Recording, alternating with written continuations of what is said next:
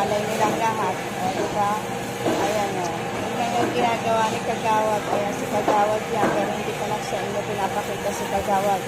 Kasi baka magwapuan kayo sa kanya. Diyos ko dahil. Baka, alam nyo na. Napapangiti siya. O. Ang ginagawa niya. Ano ba yung ginagawa niya?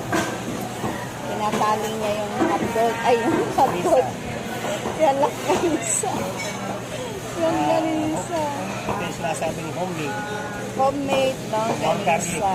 Yung more garlic daw. So, Walang kulay, walang sinetre. walang kulay, walang ano. Natural. Natural. Tapos, ang natalyan na, binabalot niya. Binabalot para hindi lawan.